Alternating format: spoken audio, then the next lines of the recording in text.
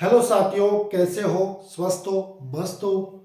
ऐसी उम्मीद करता हूँ कि आप निरंतर आप एग्जाम की तैयारियों में जुटे हुए हो।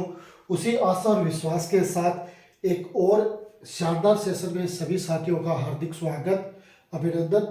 साथियों, बात कर रहे हैं कॉमर्स ग्रेड फर्स्ट और पेपर सेकंड। इसके अलावा भी ये आपके जितने भी कॉमर्स से रिलेटेड कोई एग्जाम है उसमें भी ये सारे के सारे जो चैप्टर हैं, ये सारे के सारे जो सेशन हैं वो आने वाले हैं। तो इसलिए आज के इस सेशन को बिल्कुल भी स्किप मत करना। पूरा जो सेशन है वो स्टार्ट से लेकर एंड तक आपको वॉच करना है। पॉइंट टू पॉइंट अपन पढ़ेंगे और जो आपके एग्जाम की दृष्टि से महत्वपूर्ण पॉइंट्स होंगे वो भी मैं आपको नोट करवाता चलूँगा। इसके अलावा भी साथियों मैं आपको बता दूं कि एग्ज़ाम है वो अपनी जून लास्ट और जुलाई फर्स्ट वीक में होने की संभावना जो शेड्यूल आरपीएससी ने जारी किया है उसके अकॉर्डिंग मान रहे हैं। लेकिन अगर पदों में वृद्धि होती है तो ये जो एग्ज़ाम है वो आगे भी खिसक सकती है, इसमें कोई दो राय नहीं है। लेकिन अपन को जो टारगेट है वो अपने का यही होना चाहिए कि भाई मई में अपना सिलेबस है वो कंप्लीट हो, उसके बाद अपन रिवीजन भी करें, क्योंकि रिवीजन भी एक महत्वपूर्ण पॉइंट है वो अपन मान सकते हैं, क्योंकि रिवीजन करना भी बहुत ही जरूरी होता है। तो रिवीजन करेंगे तभी उस चीज़ को अपन क्या कर पाएंगे, क्लेरिफाई कर पाएंगे कि जो चीज़ अपन ने पढ़ी है क्या वो चीज़ अब समझ में आई है या नहीं है। क्योंकि पेपर का जो पैटर्न होता है उसमें सिर्फ ऑब्जेक्टिव के आधार पर अपना चयन है वो नहीं ले सकते, उसके लिए अपने को थोड़ा बहुत डिस्क्रिप्टिव भी पढ़ना पड़ता है, पॉइंट टू पॉइंट समझना पड़ता है। नहीं तो मार्केट में आप देखते होंगे आपको 10,000 की जो ऑब्जेक्टिव टाइप क्वेश्चन बुक्स है वो मिल जाएगी, उसमें सिलेक्शन नहीं होता है, उसके लिए आपको डिस्क्रिप्टिव भी पढ़ना पड़ेगा। तो अपन वही प्रयास कर रहे हैं कि 11वीं 12वीं यूजी पीजी के जो जो पॉइंट्स है वो आपको क्लियर करवाते चले, ताकि फिर आपके मन में कोई डाउट नहीं हो। ठीक है साथियों, तो आज के सेशन को मैं स्टार्ट करूंगा। उससे पहले मेरा आपसे वही निवेदन रहेगा कि जो साथी हमारे इस सेशन को ज्वाइन करते हैं उन सबसे निवेदन है कि एक सब्सक्राइब का बटन है उसको आपको प्रेस कर देना है ना, क्योंकि सब्सक्राइब का बटन प्रेस करते ही आप हमारे इस परिवार के सदस्य बन जाते हो। और उसके बाद जब भी कोई भी एग्जाम से रिलेटेड, कोई सरकारी जॉब से रिलेटेड कोई नोटिफिकेशन होता है वो आप तक सबसे पहले पहुंचे, ये हमारी उम्मीद रहती है। और उम्मीद भी इसलिए क्योंकि जो चीज़ हम आपके लिए तैयार कर रहे हैं वो आपके पास तो पहुंचनी ही चाहिए। ठीक है साथियों, तो आज के इस सेशन को मैं स्टार्ट करूंगा और बात करूंगा कुछ और महत्वपूर्ण पॉइंट्स में। देखो, ऋण पत्रों के निर्गमन पर बट्टा या हानि। देखो, पिछला जो सेशन हुआ था उसमें अपन ने बात की थी कि जो ऋण पत्रों का निर्गमन होता है और उसके बाद शोधन होता है। तो ऋण पत्रों का निर्गमन और शोधन इन दोनों की क्या प्रोसेस है ना, वो अपन ने जानी थी। ऋण पत्रों का निर्गमन मैंने आपको बताया था 3 तरीके से आप निर्गमन कर सकते हो, सममूल्य पे, प्रीमियम पे और बट्टे पे, है ना। लेकिन उसका शोधन है वो 6 तरीके से मैंने बताया था। कल वाला जो सेशन जिन साथियों ने नहीं देखा है उनसे मेरा निवेदन रहेगा कि कल वाला सेशन है वो जरूर देख ले, ताकि उनको हर बात है वो क्लियर हो जाए। ठीक है, तो आज की सेशन में बात करेंगे ऋण पत्रों के निर्गमन पर बट्टा या हानि को अपलिखित करना, है ना। ऋण पत्रों के निर्गमन पर हानि कहो या बट्टा कहो, जिसको अपन क्या कहते हैं, loss on issue of debenture या discount on issue of debenture को अपलिखित, इसको राइट ऑफ अपने को कहां से करना होता है, ये चीज पूछी जा सकती है। तो देखो, ऋण पत्रों के निर्गमन पर बट्टा या हानि, जिसको हम discount on issue of debenture या loss on issue of debenture कहते हैं, ये क्या है, ये आपकी पूंजीगत हानि मानी जाती है, कैपिटल लॉस है, जिसे अपन आपके प्रतिभूति प्रीमियम से, कहां से, जिसे प्रतिभूति प्रीमियम से या पूंजीगत लाभ से या पूंजीगत संचय से अपलिखित किया जा सकता है ना। अपन पहला ऑप्शन अपन सिक्योरिटी प्रीमियम है, वहां से भी इसको राइट ऑफ कर सकते हैं। अगर अपने पास कैपिटल गेन है तो वहां से भी अपन इसको राइट ऑफ कर सकते हैं, और कैपिटल रिजर्व है तो वहां से भी आपका जो बट्टा है या हानि है उसको अपन क्या कर सकते हैं, राइट ऑफ कर सकते हैं। Statement of profit and loss से अपलिखित भी किया जा सकता है। इसके बाद भी अपने पास पीएनएल है ना, मुख्य रूप से अपने पास लाभ है तो उस लाभ से भी अपन इसको क्या कर सकते हैं, राइट ऑफ कर सकते हैं, कहीं कोई दिक्कत नहीं है ना। तो statement of profit and loss account से भी इसको अपलिखित किया जा सकता है, प्रतिभूति प्रीमियम से भी, पूंजीगत लाभ से भी और पूंजीगत संचय से भी इसको अपलिखित किया जा सकता है। तो देखो यहां से एग्जाम में कैसे क्वेश्चन बनता है कि आपसे पूछ लिया कि ऋण पत्रों के निर्गमन पर जो बट्टा है या हानि है उसको निम्न में से कौन से खाते से अपलिखित किया जा सकता है। तो ये दे दे प्रतिभूति प्रीमियम दे दे, पूंजीगत लाभ दे दे, लाभ हानि दे दे और उपरोक्त सभी दे दे। तो वहां पर अपने को ध्यान रखना प्रतिभूति प्रीमियम से भी राइट ऑफ कर सकते हैं, कैपिटल गेन से भी और कैपिटल रिजर्व से भी, और लास्ट में पीएनएल है वहां से भी इसको अपन राइट ऑफ कर सकते हैं, कहीं कोई दिक्कत नहीं है। ठीक है साथियों, तो ये चीज अपने को ध्यान में रखनी है ना, जो भी आपके ऋण पत्रों पर बट्टा है या लॉस है उसको। ठीक है, बढ़े आगे देखते हैं। आगे देखो इसकी ये एंट्री हो जाएगी है ना, जो तो अभी थ्योरेटिकल बता दिया, इसकी एंट्री होगी कि अगर हमारे पास पूंजीगत लाभ है ना, सबसे पहले पूंजीगत लाभों में से तो अगर सिक्योरिटी प्रीमियम से इसको राइट ऑफ कर रहे हैं तो सिक्योरिटी प्रीमियम अकाउंट डीआर, अगर अपने पास कैपिटल रिजर्व है तो कैपिटल रिजर्व अकाउंट डीआर, अगर अपने पास कैपिटल प्रॉफिट है तो capital profit account DR, to discount on issue of debenture और to loss on issue of debenture है ना। तो सबसे पहले अपने को पूंजीगत लाभों में से अगर उसको राइट ऑफ करना है तो ये इसकी प्रविष्टि हो जाएगी पूंजीगत लाभ से अपने खेत पर है ना, कि security premium, capital reserve, capital profit account और फिर ये discount on issue of debenture और to loss on issue of debenture. ये हमारे पास नहीं है, हमारे पास सिक्योरिटी प्रीमियम भी नहीं है, कैपिटल रिजर्व भी नहीं है और कैपिटल प्रॉफिट भी नहीं है। तो अपन क्या कर सकते हैं, इसको लाभ में से राइट ऑफ कर सकते हैं। तो statement of profit and loss account DR, to discount on issue of debenture account, to loss on issue of debenture account. ठीक है, दो तरीके से इसको अपन राइट ऑफ कर सकते हैं कि अगर ये हमारे पास है तो यहां से इसको राइट ऑफ हो जाएगा, और अगर ये नहीं है तो अपने पास प्रॉफिट एंड लॉस अकाउंट या to discount on issue of debenture account या to loss on issue of debenture account या इस तरीके से अपन इसको क्या कर सकते हैं, राइट ऑफ कर सकते हैं है ना। तो ऐसा क्वेश्चन है, वो बहुत बार देखने को मिलता भी है, तो इसको अपने को थोड़ा सा धैर्य के साथ पढ़ना है ताकि पॉइंट है वो हमारा हर क्लियर हो, और हर पॉइंट क्लियर होगा तो फिर आगे अपने को किसी प्रकार की कोई समस्या नहीं होगी। ठीक है, ओके। तो पूंजीगत लाभ और लाभ हानि, बढ़े आगे देखते हैं। अब देखो बात करेंगे ऋण पत्रों के शोधन की विधियां। ऋण पत्रों का जो मोचन होता है जिसको अपन शोधन कहते हैं, रिडम्पशन ऑफ डिबेंचर, इस मोचन को अपन क्या कह सकते हैं, इस मोचन को अपन शोधन भी कह सकते हैं, मोचन कह दो या शोधन कह दो। तो ऋण पत्रों के शोधन की या मोचन की विधियां 4 विधि बताई गई है। टोटल कितनी विधि है, 4 विधि है। अगर नंबर ऑफ पूछता है तो 4 विधि है। उसमें पहली आपकी एक मुश्त भुगतान विधि, जिसमें क्या होता है एक साथ पेमेंट कर दिया जाता है। दूसरी होती है किस्तों में भुगतान विधि। तीसरी है खुले बाजार में क्रय, और चौथी है अंशों या नए ऋण पत्रों में परिवर्तन। ठीक है, चारों को समझ गए। ये 4 विधियां हैं, वो आपकी एग्जाम की दृष्टि से पूछी जा सकती है। ठीक है, चारों को समझ गए।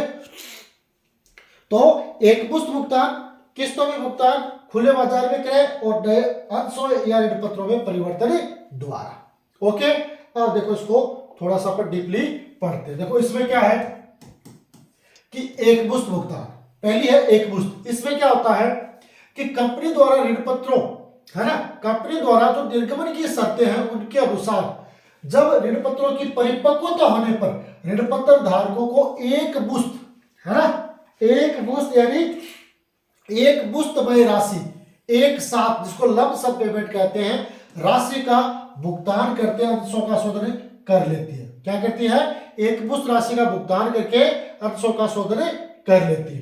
अब देखो इसमें क्या क्या होता है। पहली प्रविष्टि होगी ऋण पत्रों का सममूल्य पर मोचन किया जाता है ना। जब एक मुश्त भुगतान भी होगा तो उसमें 3 तरीके से हो सकती है, सममूल्य पे हो सकता है, प्रीमियम पे हो सकता है, बट्टे पे हो सकता है। तो अगर सममूल्य पर शोधन किया जाता है तो सबसे पहले जो डिबेंचर है उनको क्या करेंगे, डिबेंचर होल्डर में ट्रांसफर करेंगे। तो एंट्री क्या हो जाएगी, डिबेंचर अकाउंट या टू डिबेंचर होल्डर अकाउंट, और फिर इन होल्डर को ब्याज सहित भुगतान कर देंगे डिबेंचर होल्डर अकाउंट या टू बैंक। ठीक है, समझ गए मेरी बात। जब एक मुश्त भुगतान होता है, और एक मुश्त की परिस्थितियां क्यों बनती है? जब कंपनी के पास पर्याप्त मात्रा में धन उपलब्ध होता है तो वो क्या करती है, उन ऋण पत्रों का शोधन करके उनको ब्याज सहित है वो एक मुश्त है वो राशि भुगतान कर देती है। तो उसके लिए सबसे पहले डिबेंचर को डिबेंचर होल्डर में ट्रांसफर करेंगे और फिर डिबेंचर होल्डर के माध्यम से पूरी की पूरी अमाउंट है उसका पेमेंट कर देंगे। तो एंट्री क्या हो जाएगी, डिबेंचर अकाउंट या टू डिबेंचर होल्डर, और फिर डिबेंचर होल्डर अकाउंट या टू बैंक। ठीक है, ओके, यहां तक बात क्लियर है?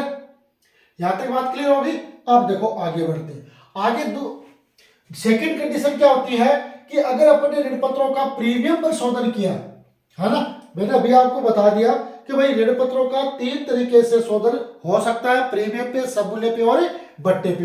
तो अगर अपन ने सबमूल्य पे किया तो ये प्रविष्टि हो जाएगी, है ना, और प्रीमियम पे किया, है ना, प्रीमियम पे अपन ने मोचन किया है तो पहली एंट्री क्या होगी, डिबेंचर अकाउंट डीआर, प्रीमियम और redemption of debenture account DR to debenture holder, है ना। ये प्रीमियम अपने लिए खर्चा हो गया ना फर्म के लिए, तो इसलिए इसको क्या कर देंगे, डेबिट कर देंगे। तो debenture holder, debenture account DR, premium और redemption of debenture account DR to debenture holder, और इस होल्डर को फिर पेमेंट कर देंगे प्रीमियम सहित, तो debenture holder account DR to bank.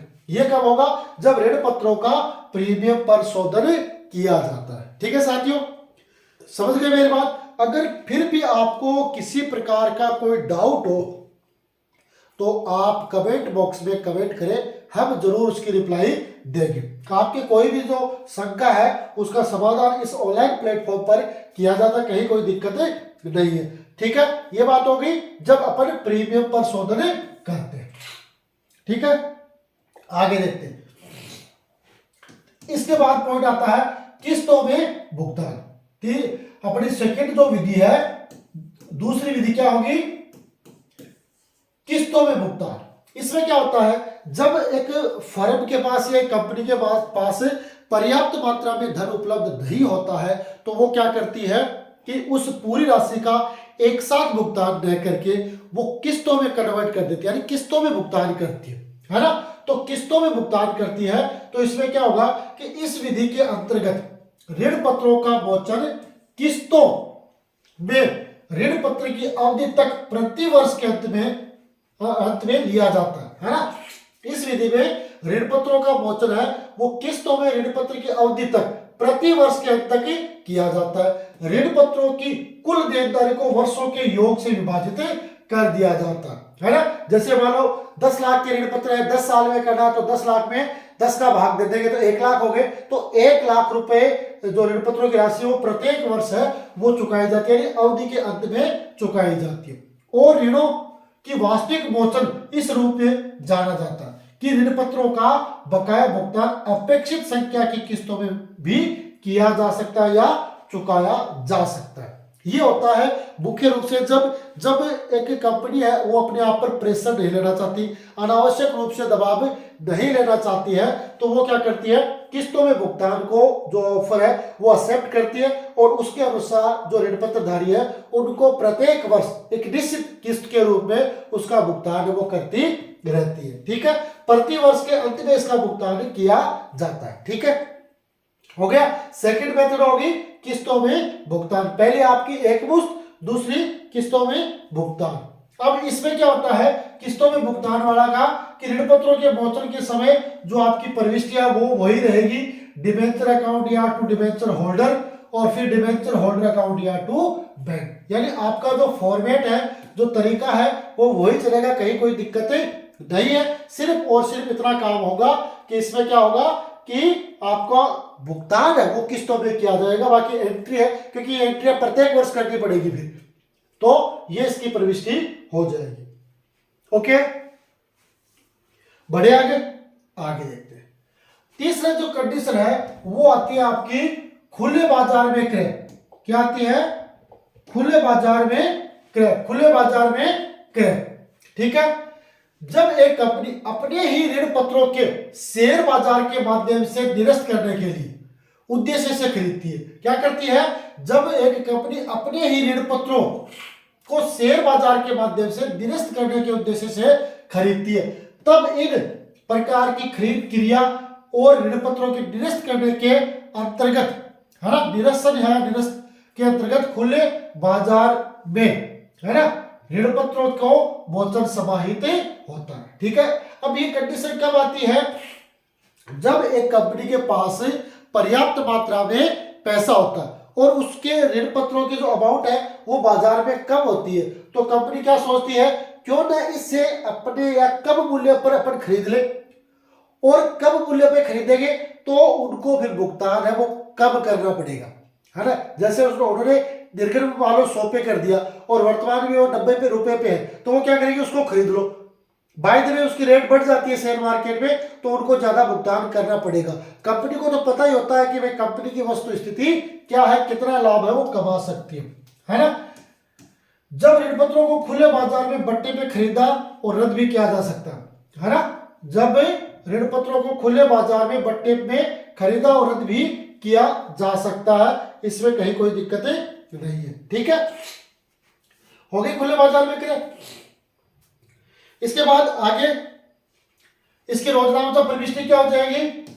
जब रोजनामचा प्रविष्टि निम्न प्रकार होगी कि नंबर 1, तत्कालीन निरस्तीकरण हेतु स्वयं के ऋण पत्रों की खरीद, है ना। तत्कालीन उसी समय निरस्तीकरण हेतु जो स्वयं के ऋण पत्र है उनकी खरीद, उनकी परचेजिंग क्या होगा? डिबेंचर अकाउंट या टू बैंक, क्योंकि भुगतान करेगी, टू प्रॉफिट और कैंसिलेशन ऑफ डिबेंचर अकाउंट। अब ये प्रॉफिट क्यों हुआ? क्योंकि मान लो मैंने आपको अभी बता दिया 100 रुपए का जो डिबेंचर था, अब उसकी रेट कम आ गई, उसको 90 चुकाने पड़ रहे हैं, है ना, तो 10 रुपए उनका प्रॉफिट होगा। और किस पे हुआ? वो कैंसिल करने के। तो profit on cancellation of debenture account कितना हो जाएगा आपका? क्योंकि समस्त आय व लाभ को क्या करते हैं? डेबिट क्रेडिट करते हैं, तो इसलिए यहाँ पे ये क्रेडिट हो जाएगा, है ना। दूसरा पॉइंट है, मोचन पर जो लाभ है उसका स्थानांतरण किया जाएगा, तो profit on cancellation of debenture account, है ना, profit on cancellation of debenture account to capital reserve. अब ये ध्यान रखना कि ये एक इंपॉर्टेंट पॉइंट है, ये पूछा जा सकता है कि भाई आपके ऋण पत्रों के निर्गमन पर, है ना, जब एक कंपनी स्वयं के ऋण पत्र खरीद के उनका निरस्त करती है ना, और निरस्त करने से जो प्रॉफिट ऑन कैंसिलेशन होता है उसको कौन से खाते में ट्रांसफर किया जाता है? तो उसको कैपिटल रिजर्व में ट्रांसफर किया जाता है। कौन से खाते में ट्रांसफर किया जाता है? कैपिटल रिजर्व में उसे ट्रांसफर किया जाता है ना। तो मोचन पर जो लाभ होगा ना उसको कैपिटल रिजर्व में ट्रांसफर किया जाएगा। ये बहुत बार प्रश्न आता है कि profit on cancellation of debenture account को कौन से खाते में ट्रांसफर करेंगे, या मोचन पे जो लाभ होता है उसको कौन से खाते में ट्रांसफर करते हैं? कैपिटल रिजर्व भी दे दे, जनरल रिजर्व भी दे दे, कैपिटल रिडम्पशन रिजर्व भी दे दे, हाँ उपरोक्त सभी भी दे दे। तो ये अपने को ध्यान में रखना है, इसके जो लाभ होता है उसे कैपिटल रिजर्व में ही ट्रांसफर किया जाएगा। ये आपके लिए इंपॉर्टेंट है। क्या है? इंपॉर्टेंट है, खास है। ठीक है,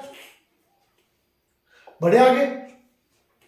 इसके बाद आता है और इंपॉर्टेंट, यदि किसी मामले में ऋण पत्रों को उस मूल्य पर बाजार से खरीदा जाता है जो कि साधारण मूल्य से अधिक है ना। कई बार मान लो 100 रुपए का आपने इश्यू किया था और अब उसकी रेट कितनी है? 110 रुपए है, तो 10 रुपए ज्यादा हो गए ना, है ना। तो साधारण मूल्य से अधिक हो तब इस आदि के राशि को ऋण पत्रों के मोचन पर घाटा या हानि के नाम से जाना जाएगा, है ना। मैंने आपको बता दिया ना कि भाई 100 रुपए का ऋण पत्र हो और आप 90 में आप वापस उसे कैंसिल कर रहे हैं तो 10 रुपए का आपको लाभ होगा, और 100 का है और आप उसे 110 रुपए में कैंसिल कर रहे हैं तो आपको हानि होगी। तो यहाँ पे मैंने सेकंड कंडीशन भी बता दी है कि अगर साधारण मूल्य से अधिक है तो वो अधिक की राशि है वो ऋण पत्रों पर क्या होगा? घाटा होगा या हानि होगी। और उसकी एंट्री होगी debenture account DR, loss on cancellation of debenture account DR to bank. अब ये लॉस हो गया ना, समस्त खर्चे और हानियों को क्या करते हैं? डेबिट करते हैं। ठीक है, अब ये लॉस है ना, ये कहां से होगा? P&L account DR to loss on cancellation of debenture account. ये लॉस है, ये क्या होगा? राइट ऑफ होगा। और कहां से होगा? P&L अकाउंट से राइट ऑफ होगा। ये अपने को ध्यान में रखना। ठीक है,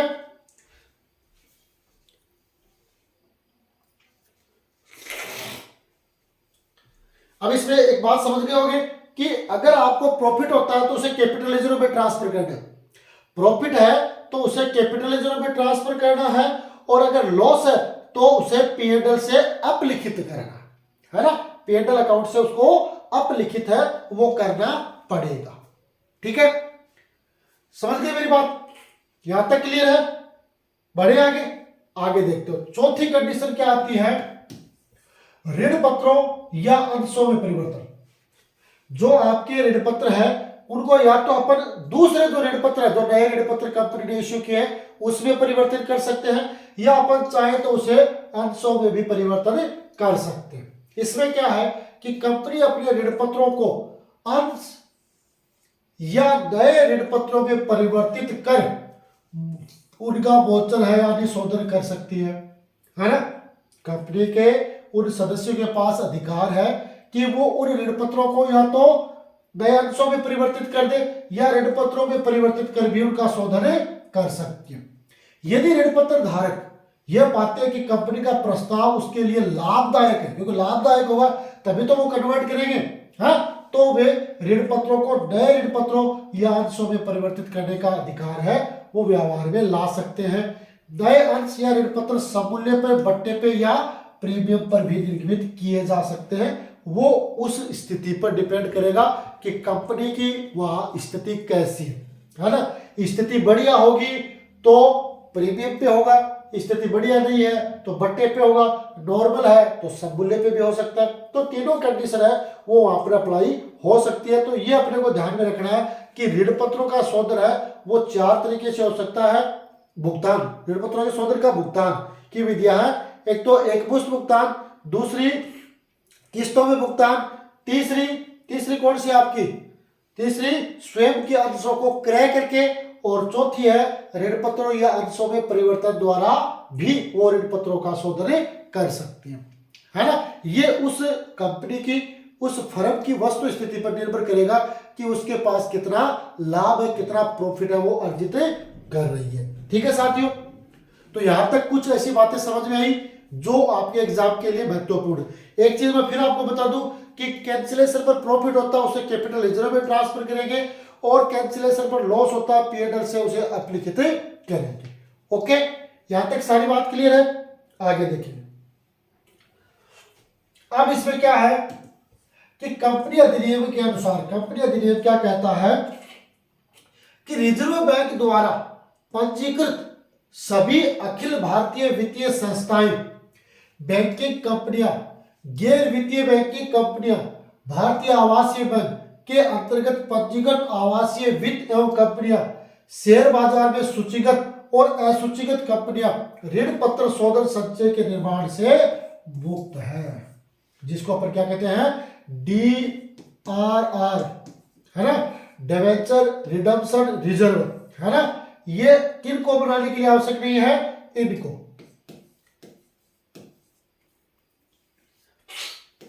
तो ये इंपॉर्टेंट है, इन कंपनियों को क्या है, DRR बनाने की आवश्यकता नहीं है। जो आपकी रिजर्व बैंक द्वारा पंजीकृत है, भारतीय वित्तीय संस्था है, बैंकिंग कंपनियां, गैर वित्तीय बैंकिंग है, आवासीय बैंक है, इसके अंतर्गत पंजीकृत शेयर बाजार में सूचीगत और असूचित कंपनियां है, उनको DRR बनाने की आवश्यकता नहीं है। लेकिन जबकि अन्य असूचीगत कंपनियां के लिए बकाया ऋण पत्रों के मूल्य का 10% भाग ऋण पत्र शोधन संचय में हस्तांतरित करना है ना।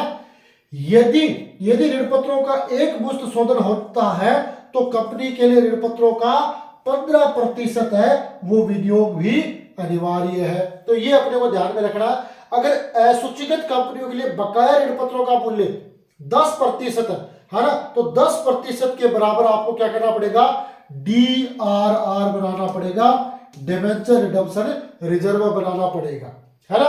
और ऐसी कंपनी जो ऋण पत्रों का एक मुश्त शोधन करती है उनके लिए 15% है वो विनियोग करना अनिवार्य होगा। उनको क्या करना पड़ेगा, 15% है वो अलग से इन्वेस्टमेंट है वो करना पड़ेगा।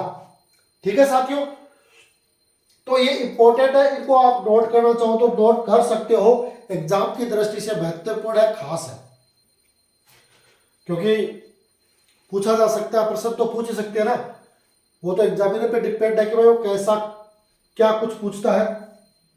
ठीक है, हो गई बात। आगे देखिए, तो DRR के लिए आपको ध्यान में रखना 15% विनियोग है और 10% आपको ऋण पत्र सौदे में ट्रांसफर है। अब ये कुछ बातें क्या कह रही है, जनता में अभिदान के लिए जब ऋण अंशों का निर्गमित किया जाता है तो आपको निम्न बातें ध्यान में रखनी होगी। नंबर 1, आवेदन राशि अंशों के अंकित मूल्य का कम से कम 5% होनी चाहिए, ये ध्यान रखना है ना। ये अपन फिर अंशों की बात कर रहे हैं कि आवेदन राशि है वो अंशों के अंकित मूल्य का कम से कम कितना % होना चाहिए, 5% होना चाहिए, है ना। आवेदन राशि है वो अंशों के अंकित मूल्य का कम से कम 5% होना चाहिए। नंबर 2, वहां जहां पर कोई अंतर नियम नहीं है, सारणी ए में दिए हुए निम्न प्रावधान लागू होंगे। नंबर 1, 2 मांगों के मध्य 1 महीने का अंतराल होगा। जो 2 मांग होगी आपकी, प्रथम मांग द्वितीय मांग, उनके मध्य कम से कम 1 महीने का अंतराल होगा। दूसरा क्या कह रहा है, मांगी गई राशि अंशों के अंकित मूल्य का 25% से ज्यादा नहीं होगी। जो आपकी मांगी गई राशि है वो अंशों के अंकित मूल्य के 25% से ज्यादा नहीं होगी। मांगी गई राशि है वो अंशों के अंकित मूल्य का 25% ज्यादा नहीं होगी। तीसरा क्या, अंशधारियों को राशि के भुगतान के लिए कम से कम 14 दिन का नोटिस दिया जाना चाहिए, है ना। तो ये कुछ महत्वपूर्ण है कि आवेदन राशि है वो अंकित मूल्य का कम से कम 5%, 2 माह के मध्य 1 महीने का अंतराल, मांगी गई राशि को अंकित मूल्य 25% से ज्यादा नहीं, अंशधारियों भुगतान के लिए 14 दिन का समय है वो मिलना चाहिए। ये बात कहता है आपका कंपनी अधिनियम, है ना। कंपनी अधिनियम पे ये सारी बातें हैं वो क्लियर की गई है और उसको अपन को क्या करना है, फॉलो करना है। ठीक है, ठीक है साथियों। तो ये था एक छोटा सा और शानदार सा सेशन जो मैंने आपके साथ शेयर किया है। निश्चित रूप से आज का जो सेशन है वो आपके लिए इंफॉर्मेटिव रहा होगा, ऐसी मैं आशा और विश्वास रखता हूँ। अगर आपको भी ऐसा लगता है तो आज के सेशन को लाइक कर दें, चैनल को सब्सक्राइब कर लें और साथ में वीडियो को अपने व्हाट्सएप स्टेटस लगा लें और व्हाट्सएप ग्रुप पे जितने भी कॉमर्स के साथी तैयारी कर रहे हैं उनको शेयर कर दें ताकि उनको घर बैठे एक अच्छी तैयारी करने का मौका मिले। तो ऐसी मैं आशा करता हूँ कि आप घर बैठे बढ़िया और शानदार तैयारियों में जुटे हुए हैं। इसी आशा और उम्मीद के साथ आज के सेशन में इतना ही, मिलेंगे अगले सेशन में। तब तक के लिए जय हिंद, जय भारत।